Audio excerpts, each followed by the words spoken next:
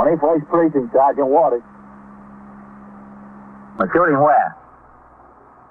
At the museum or near the museum? Well, who's doing the shooting? Well, are there any police officers there? You are, by transcription, in the muster room at the 21st Precinct, the nerve center. A call is coming through. You will follow the action taken pursuant to that call from this minute until the final report is written in the 124 room at the 21st Precinct. All right. I'll send the officers right over there. Yeah. Right away. 21st Precinct. It's just lines on a map of the city of New York. Most of the 173,000 people wedged into the 9/10 of a square mile between Fifth Avenue and the East River wouldn't know if you asked them that they lived or worked in the 21st. Whether they know it or not, the security of their homes, their persons, and their property is the job of the men of the 21st Precinct. The 21st, 160 patrolmen, 11 sergeants, and 4 lieutenants, of whom I'm the boss. My name is Kennelly, Frank Kennelly. I'm captain in command of the 21st. I was working my night tour, 4 p.m. to 8 a.m. After I turned off the platoon and the men marched out the front door to take over their posts, Lieutenant Matt King, commanding officer of the 21st Detective Squad, came downstairs to confer with me in connection with several pistol license renewal applications that were still pending. According to the Manual of Procedure, each application for renewal must be investigated annually by both the commanding officer and the detective squad commander of the precinct in which the applicant resides or is employed. And they must recommend either approval or disapproval.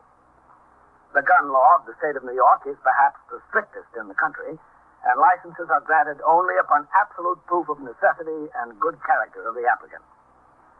While Lieutenant King and I were busy in my office, Lieutenant Gorman was on duty as desk officer outside in the muster room, and Sergeant Waters was on telephone switchboard duty. 21st Precinct, Sergeant Waters. Yeah, listen. Take a walk around the corner and talk to the butcher there, will you? He's got a complaint about some kids annoying his delivery boy. Yeah, see what it's all about, will you? Okay. That was Pagano, Lieutenant. I gave him a complaint about the butcher. Okay.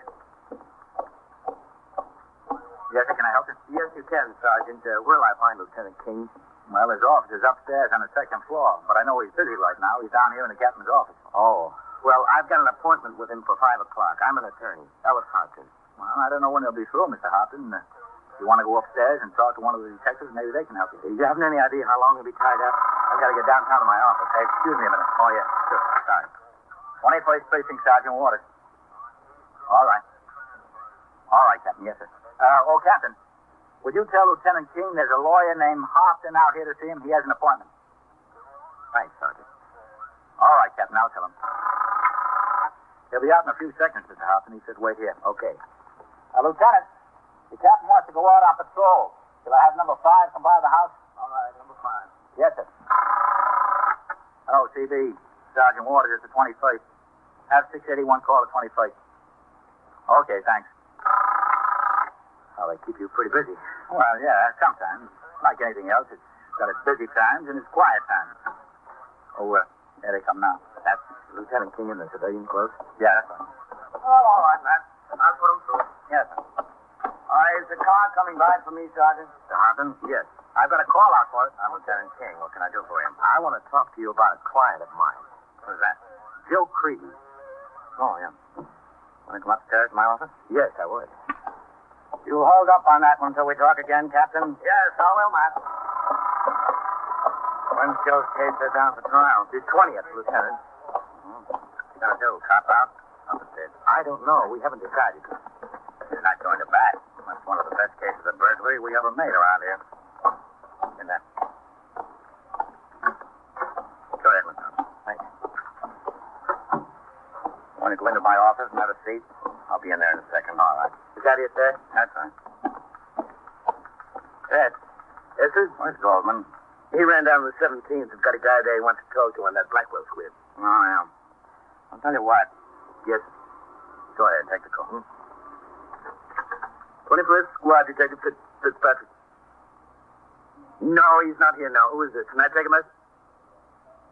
Yeah, he's working today. He's out on investigation. All right. All right, I'll tell him. Yes, sir? He was writing up a DD5 for me. Ask him where it is when he rings in and when you see him. Yes. I'll be in my office. Is this chair all right, Lieutenant? Yeah, that's fine. Well, the reason I wanted to see Now, you... just a second. I've got one thing to write down before I forget. Oh, yes, sir. Good on names and faces, but figures escape me. All right. Well, as I told you, I'm representing Joe Creedy. Where is he? Down at the Tombs? No, he's out on bail. He made $5,000 bail? The court reduced it to $2,000. His mother scraped up $100 for the bondsman. Mm-hmm. Where's he now? He's been staying at home. Haven't seen him around? Well, I advised him to stay pretty close to the house and not get mixed up with that crowd again. It'd only make things worse for himself. Good advice. Think he's taking it? I think he is. Got a job? Well, it's pretty hard for a boy awaiting trial on a burglary indictment to get steady work, but he's picking up a few odd jobs here and there. Like what? Well, he told me he was doing some messenger work downtown. Mm-hmm. And he's got a cousin who does some hauling out in Long Island City. He's been helping him out when he needs help. Stick gum? No, thanks. Comes up on the 20th, huh? Yeah. What do you want from me? Joe would like to talk to you, Lieutenant. About what? Well, the fact of the matter is, I'm trying to get the district attorney to recommend a suspended sentence. I've convinced Joe that the only way he can get it is to be of some help to you. We collared him in the act of committing a burglary. He had plenty of opportunity to tell me everything he knew then. Didn't say a word. Well, I suppose the closer the day comes, the more cooperative he feels. Hmm. When I talked to him, he sure must have thought the penitentiary was a million years away because he didn't feel cooperative at all. Wouldn't tell me the right time of day. You see, I knew those boys had been stealing us blind in this precinct. Cop caught him inside the place. He had two other boys with him. Wouldn't say a word about them or about anything he'd been involved in before. That kid has been into more flats than a paper hanger. Lieutenant, he's got something more on his mind than those burglaries. Hmm? What? I don't know exactly. Don't think he does either, Mr. Hobson. He's looking for a cheap way to save himself a couple of years. They're all alike, these kids. They look you straight in the face and lie like demons. He's not a kid anymore. He's 20 years old. So, another year he can vote. I have an idea that what he wants to talk about is a homicide case. That he was involved in? Not going to talk about a homicide case to get a suspended sentence on a burglary indictment. Not that he was involved in. That he knows about. If he wants to talk about it, tell him to come and see me. Well, that's just the point, Lieutenant. I tried to get him to come with me. He won't. That's what convinces me he's really got something on his mind. I think he's a little bit frightened. I'll tell you, Mr. Hobson, it's all part of the act. The bigger he can make it sound, the better chance he thinks he's got. Will you go to see him? If I'm around the neighborhood there, I might drop in. I'll see him. I wish I could generate a little more enthusiasm. So do I. Well, I'm sorry I couldn't interest you more. I've seen this happen a million times. Sorry to take up your time. That's what I'm here for. Don't blame you. It's your job. Do the best you can for your client. If you get a chance, you will see him. Yeah, sure. If I get the chance, I might drop in on him. See what he has to say. That's all I can ask for, but you better make it before the 20th. He might not be around after that. All right, if I can. But believe me, you've got to discount these things 95%. Yes, I suppose so. Well, I'll see you again sometime, Lieutenant. Yeah, I hope so. Very soon.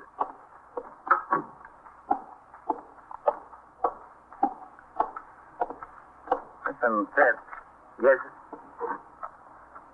You remember that boy, Joe Creedy? The one we jumped up in the act of burglarizing a flat down there on 73rd Street, I think. Yes, sir, I remember. Get his address out of the card. Yes. What is this stuff you're working on? Bunch of disposition of defendant forms. What are you, detective or bookkeeper? It's what I'd like to know, Lieutenant. All right, get it cleaned up. I think we're going to have a heavy night. On what, Lieutenant? Don't know exactly. But that Creedy boy thinks it's enough to get him off the hook. If it is enough, it's good and heavy.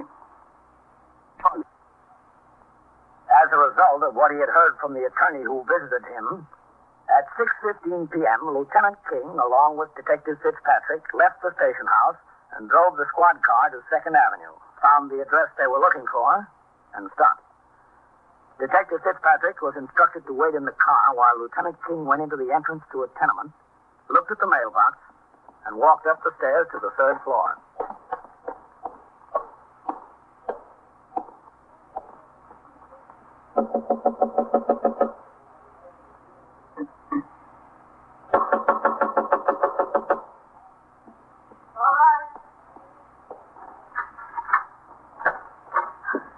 Yeah? Is Joe home, Mrs. Creedy?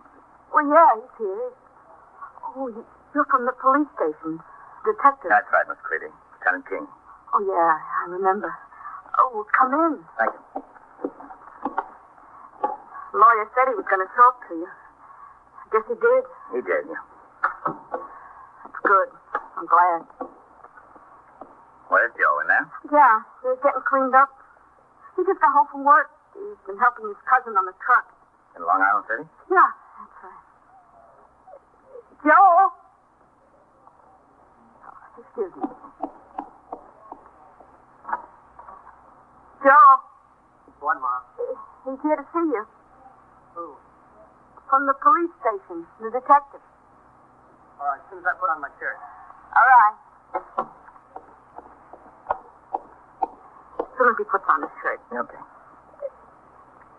I don't want him to go away, mister. I don't want him to. He's all I got. Got nothing else. Well, there's nothing I can do about that. He's a good boy. He's got it in him to be a good boy. His father was a hard worker. And he could be a hard worker. I don't want him to go away. Well, that's up to the judge, Mrs. Creedy. But you could help. A word. I've got no reason to help. You will. You will have. Sit down at the table. That's all right. Would you like something? Some coffee? No, that's okay. Oh, Joe. Hi, Joe. Lieutenant?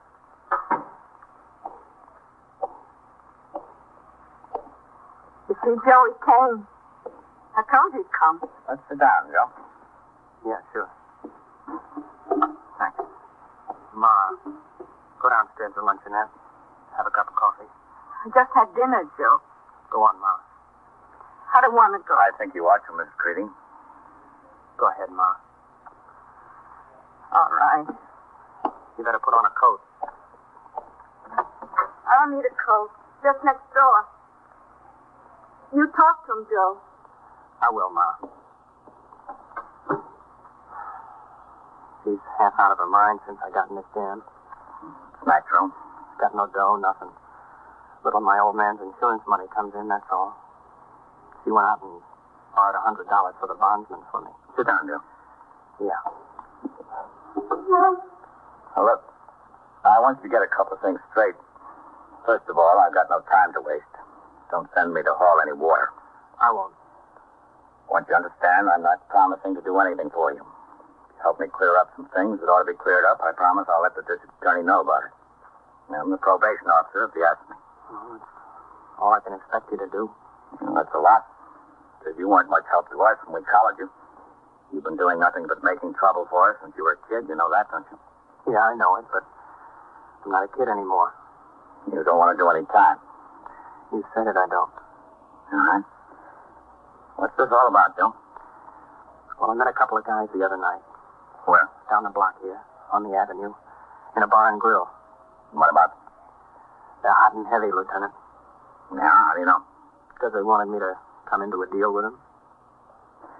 You go into a bar and grill, you meet a couple of guys, you say hello, and first thing you know, they want you into a deal. That's the idea? No, that's not the way it happened at all. Well, how did it happen? What night did you meet them? Tuesday. You see, I was up here and I wanted to go to bed, but I got to thinking about the trial coming up and going away and all that. I knew I wasn't going to be able to go to sleep, so I went down to get a beer. Anyway, I was in the place, and these two guys are sitting at the bar. Well, it's no secret in the neighborhood that I'm out on bail, and bartender mentioned it, you know. Said he hoped everything had come out all right for me. These guys picked it up. I didn't know who they were. I didn't know them from Adam. Who started the conversation between you? Did you or they? I don't know who started the conversation, actually. I think it started with some discussion about a fight we were watching from the garden. And one of them said, what kind of a jam you in? I told them what it was and so forth. They took it all in. Were they drunk? No, I wouldn't say they were drunk. They had a few drinks apiece. They were feeling good. What do they want you to go into? Well, it wasn't mentioned right off. I told them I didn't know if I'd be interested because I was in a big jam already, and besides, I told them I never did any of that heavy stuff. I didn't want to hurt anybody. Well, how'd you know it was heavy stuff? You said they didn't mention it right off. Well, they didn't mention it, no, but they sort of intimated around, you know? Then they dropped the subject after you said you weren't interested? Yeah. And they pick it up again? Later. Same night, Tuesday? Yeah. How did that come about? Well, we decided to go downtown to have a drink together, to the village. They had a car, and I went with them. On the way down, they stopped in front of a hotel, and one of them said, Woody, I think it was. He said they had a friend staying there, and they'd go in and see if he'd come have a drink, too. So they both got out of the car, and I waited in there. A few minutes later, they come out and get in the car, and we take off. They're laughing so loud they can hardly drive, so I ask them, what's the matter? They say they just stuck up the hotel, the night clerk. What time was it? Well, about 1 o'clock, 1:30, I guess. Wednesday morning? Yeah. Where was this hotel? Well, I don't know exactly. It was over on the west side in the 60s, I think. Just off Broadway there. Then you went on downtown and had some more to drink with him? Yeah. How long did you stay with him? Oh, about an hour more, I guess. I was a little sore about him laying me open on a deal like that, just sitting in the car. They thought it was a great big joke. On me. Would have been if you got collared. You're telling me. You stayed with them an hour. What did they do then? Drive you home? No, they wanted to stay there, and I told them I had to get home. They said they'd like to see me again, so we made a date for the next night. That was last night? Yeah. When? That joint there, down in the village. And you went? Yeah, I didn't have anything better to do. You weren't thinking about going into the deal with them, were you, Joe? Well, to tell you the truth, Lieutenant, I did think a little bit about it. At least it must have been in the back of my mind. Otherwise, I don't guess I would have had anything to do with him. What happened last night? Nothing. We just stayed there and drank. Well, what's this about there being right for homicide? Well, I don't know for sure. You see, this Woody started to say something about the guy they shot up in a hotel job, and Fred shut him up quick. Were they healed? Guns, you mean? Yeah. Well, I guess they were. They must have had him to stick up that hotel, don't you think? Yeah. What time is your date to meet them tonight? How'd you know I had a date to meet him tonight? Figures, didn't it? Yeah, I guess so. 10:30. Where, at the same bar downtown? No, they said they'd pick me up in the car. At your house? No. On 5th Avenue, right by that museum there. The Metropolitan. Why is that? I don't know. That's what they said. Meet them there. I guess they want to come through the park there and go right downtown. You said one of them is named Woody. What's the rest of his name? Oh, that's all I know. He never said his other name. And Fred? Fred Hans. Where they live? Exactly, you mean? I don't know. They never said, over on the west side there. I know they eat in those restaurants up on Broadway in the 70s and 80s. That's what they said anyway. I don't know exactly. Well, I guess it doesn't make any difference. They won't be there long anyway. Lieutenant King took Joe Creedy and returned to the station house with him. There he made plans to arrest the two men when they arrived at the corner of 5th Avenue and the 86th Street transverse through Central Park at 10:30 that night. In order to keep them off their guard, Joe Creedy consented to wait on the corner as had been arranged. Detectives on foot would be placed in strategic positions. Lieutenant King picked for himself and Detective Fitzpatrick a doorway across 5th Avenue almost directly opposite the meeting place and with a clear view of the entire area down to the massive steps and columns of the Metropolitan Museum of Art. At 10:20, Joe Creedy, on instructions from Lieutenant King, crossed 5th Avenue and took his place on the corner. The detectives watched. 15 minutes later, they were still watching and waiting. That kid dreamed all this up. They can throw away the key for all I care, Lieutenant. It's cold out here. Yeah. Who serves coffee to the poor detectives on a night like this, huh? No gray ladies in sight, no volunteers, nobody. All right, hold it. Car coming through. Stop it. Stay back. Yeah. It's them. Good. Following instructions, he's stalling them. Yeah. All right, let's go. Yep. Come on, come on. They get out of the car to talk to him. Here comes Goldman. Beach. Come on, let's see it. They're gonna light out. Cut them off that way. They're heading for the museum. Hold up! Hold up there! Hold up! There they go! They're going up the steps. Hold up! Watch it. He's turning. That's us. They're shooting at us. Come on. You see them? Okay, hold it up.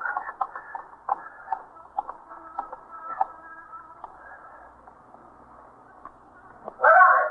You see them? Stay back there. Stay where you are. Watch it from that end. Well, at least they can't get down without our seeing them. Yeah. We can't get up without them seeing us. See that stone pedestal over there? Yeah. Try to make it to there, okay? It's okay with me. Come on. Okay, drop. I don't see them. What do you say, you two? Want to call it a night? I'll give you a night.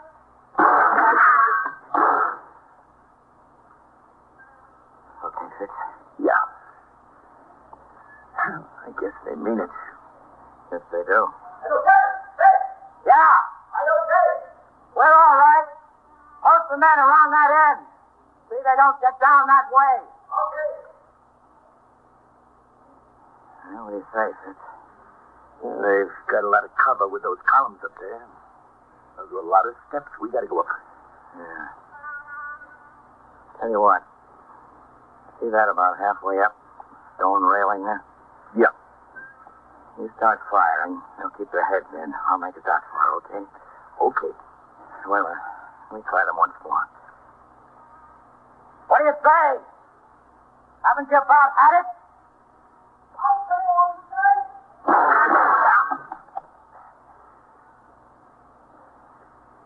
Okay, Fitz. Cover me with that fire. Yeah, Lieutenant. Here goes.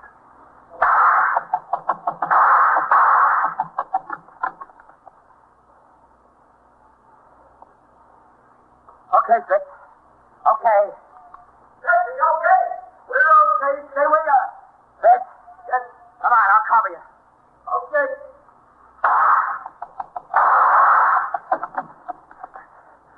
Brother, who needs this?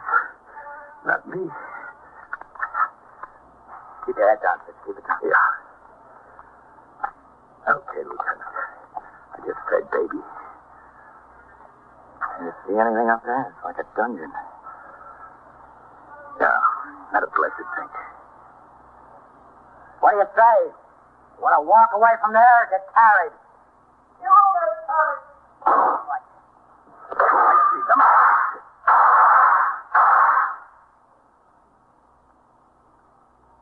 Think you hit him? Think so, too. Want to try it the rest of the way? There's no cover from here. We can't stay here all night. Okay. Hold it. Is he down? Yeah, he's down. Where? I see him, Lieutenant. He's down right there, behind the post. All right, you. Come out of there backwards. Keep your hands in the air. Come on. All right. There he is. Come on, back farther. That's it. Hold it there. Okay, Fitz. Hold it there. Just stay like that. All right. Okay. Take it easy. Hold still. Sit down there. Go on, sit down. That one's not going to bother us, Lieutenant. What do you say? All right? Come on, we've got them. Get somebody to ring in for an ambulance. All right. Listen, can I reach in my pocket for a cigarette? You just better sit there. Did you get the other guy, too, Joe? What happened to him? He didn't run with us. He played it smart. Yeah, he played it smart for a change.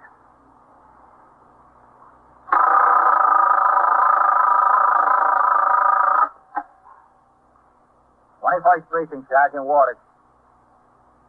Yeah, that's right. We want an ambulance up here at the station house. What? Yeah, an injured prisoner. Well, who gave it to you? CB? We got no name on him yet. Well, how soon will it be here? And so it goes. Around the clock, through the week, every day, every year. A police precinct in the city of New York is a flesh and blood merry-go-round. Anyone can catch the brass ring, or the brass ring can catch anyone.